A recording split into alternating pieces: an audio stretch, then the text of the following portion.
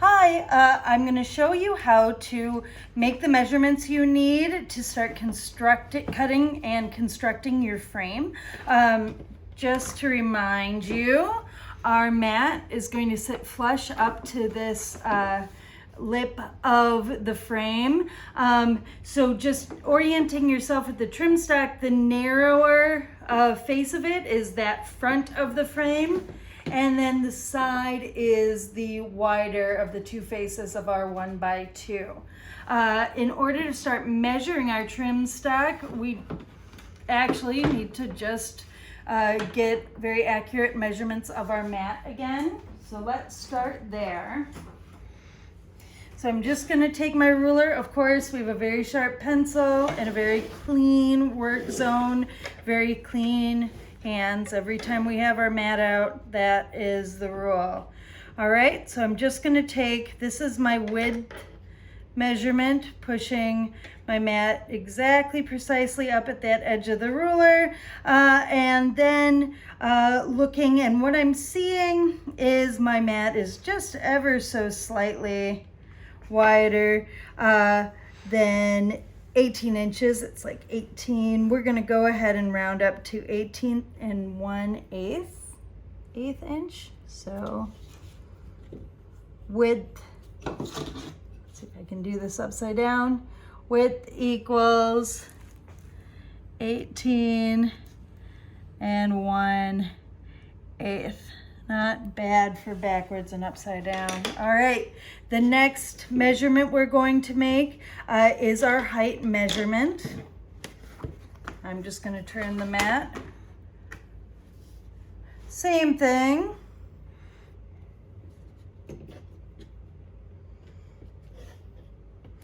All right, and I am getting 15 and 3/4 for my height. Sorry.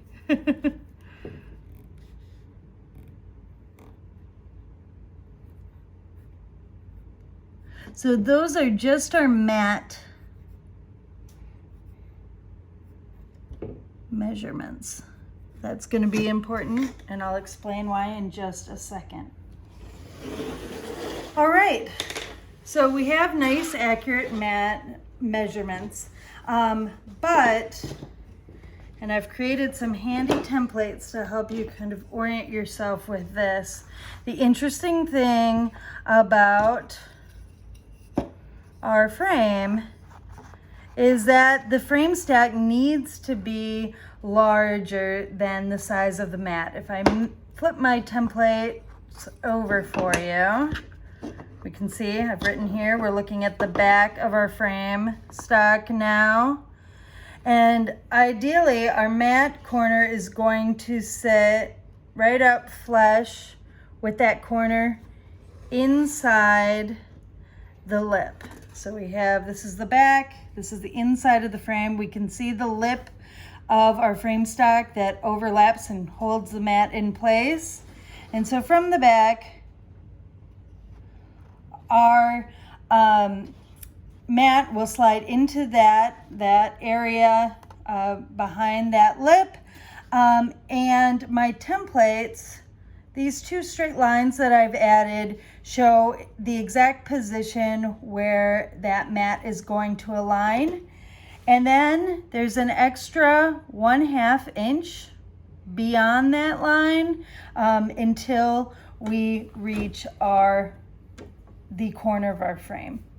Does that make sense? So if I hold my ruler up, you can see that that line I've drawn on the template aligns exactly with 1/2 inch, which is an additional length that we need to add to each side of our frame to ensure that our frames are the right size for our mat. All right, so this was our mat measurement. Now, sorry, just can't do that upside down. Makes my dyslexic brain melt to try. All right, so we're gonna do the mat width, which is 18 and 1/8, plus we have to add a 1/2 inch both to the right and to the left. So it's going to be plus 1 inch equals 19 1/8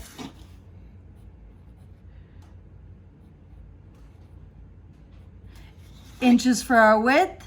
And same thing we're going to do with the height. So that's going to be plus 1 inch equals 16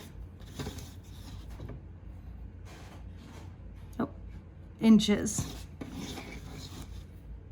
Oh no, sorry, 16 3/4 inches, because we're just adding 1 inch. All right, a little bit of a mistake, it happens, but hopefully that's still clear. All right, to reinforce it, I'll demonstrate it here. So now I have my trim stock. All right, I've cut mine down just to make it a little bit more user-friendly for this video, but you're gonna have 2 8-foot boards in front of you ready to go. And I'm also gonna give you one of these handy dandy templates.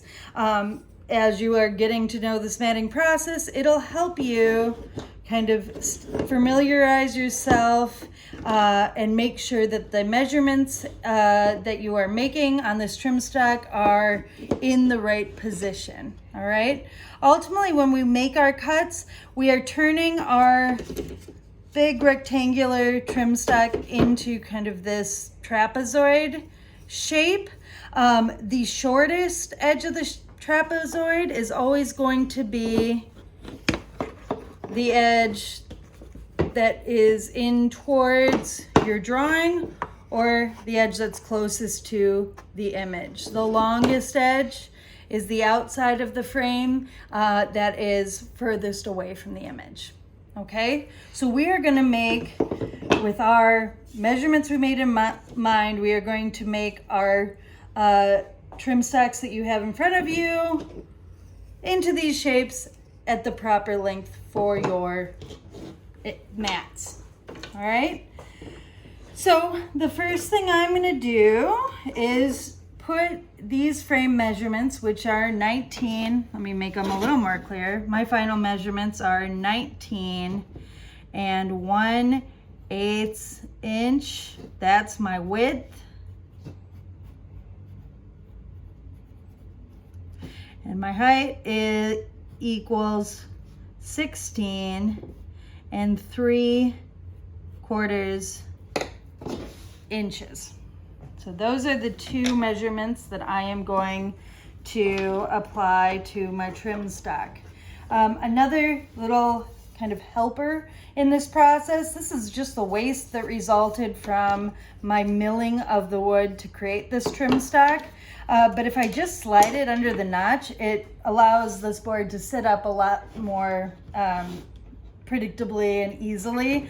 It kind of acts like a jig that makes measuring easier. So I have a lot of these pieces. They'll be in the classroom for you, and you can use those just as I am here.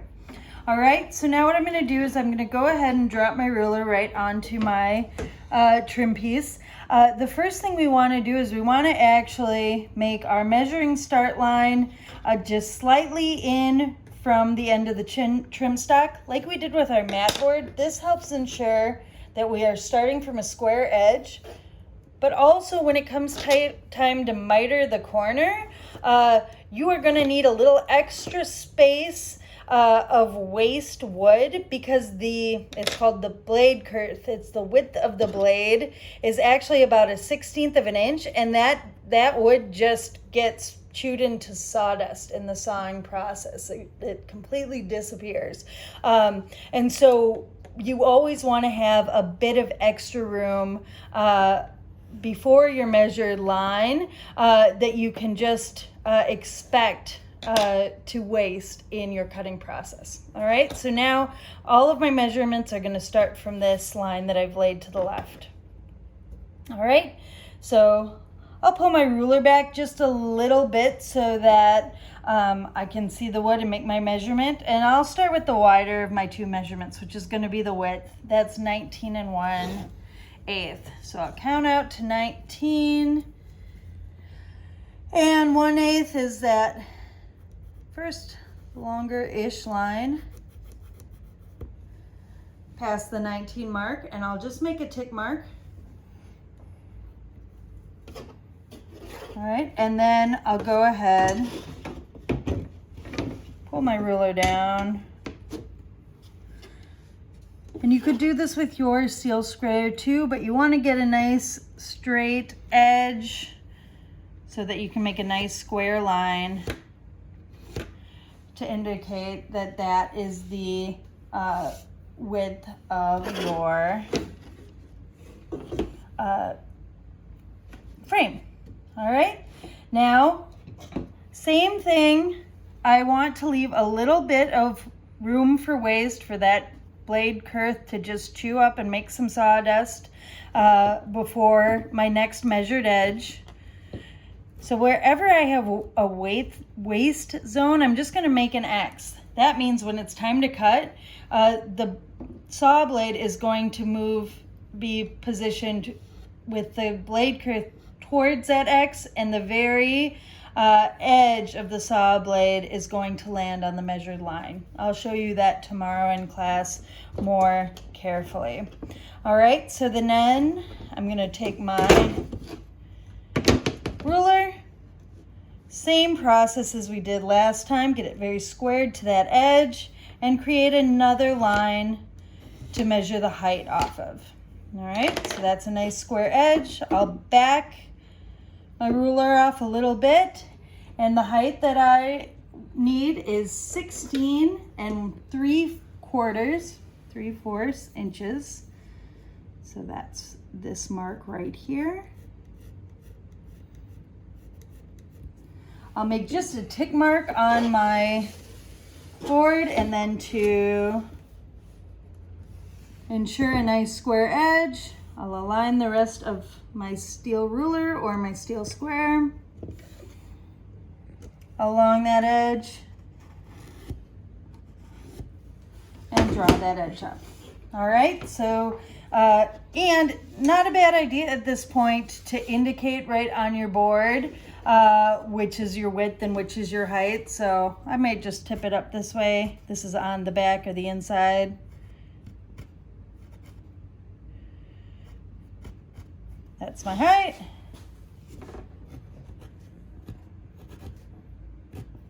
And that's my width. Okay, now this is where my handy little template really comes in handy. What I want you to do is take the measurements you just made and pull them onto the next adjacent face.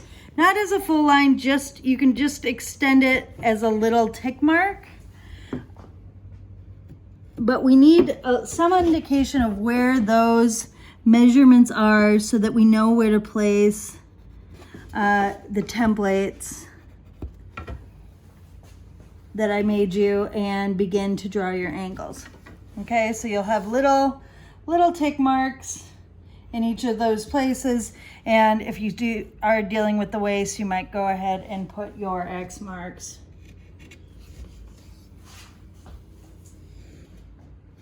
Just past those measurements, just to help you stay oriented. All right, from there we can go ahead and I'll show you how to start using our template. Okay, so what I have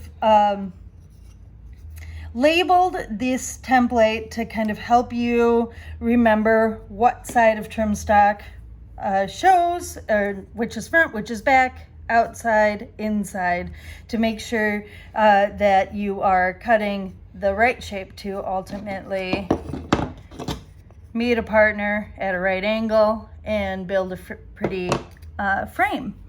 So the trick with the template is you want to have like side of template meet like side of trim stock. So this front edge is our tallest edge.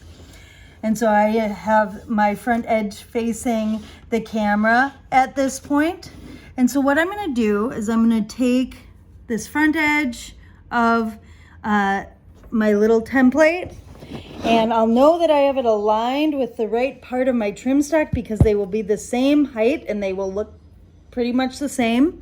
And then I'm going to take the corner of my template and push it right up to the measured line that I just created. All right, and then I'll take my pencil, very sharp pencil. You'll get a wrong solution if you have a really dull pencil. But if I pull that right along the edge of the template, I will get that same correct matched angle exactly where I need it on my trim stock. Then for the other corner, I can slide the template down. I made it two-sided so we can make this very easy.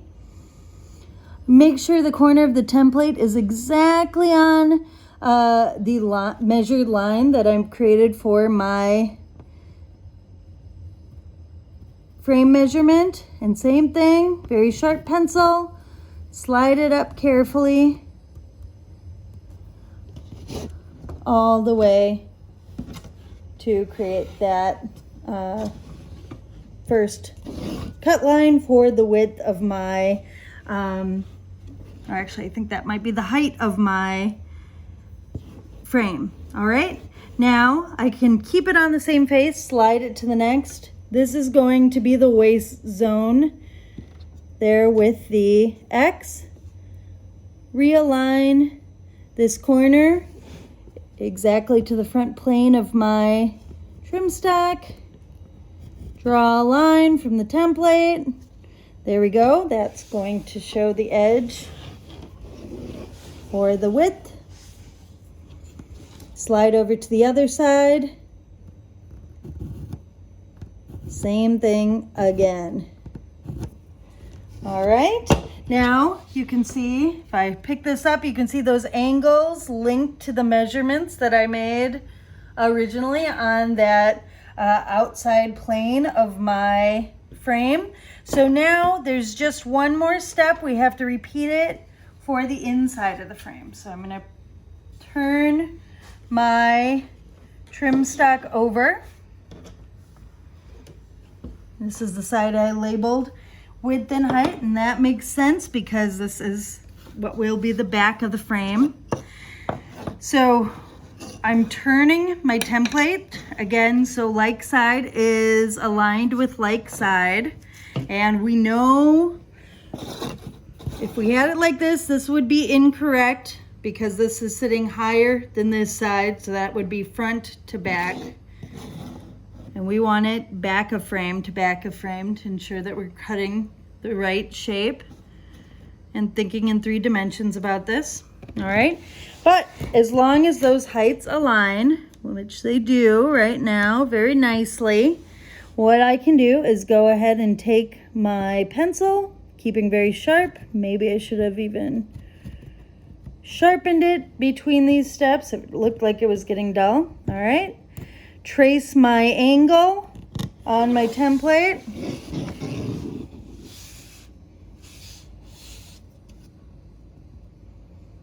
Repeat it on the other side.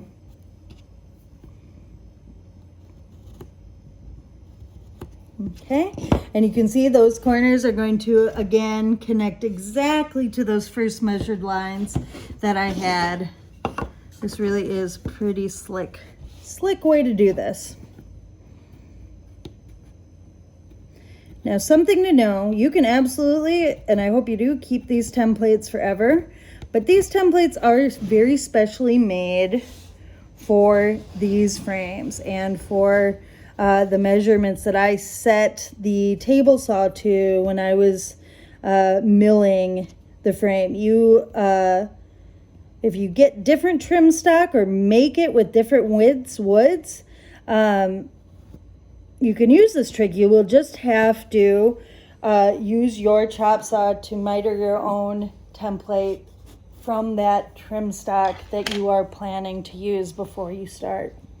Okay, so there I have the sides for both my height and both my width.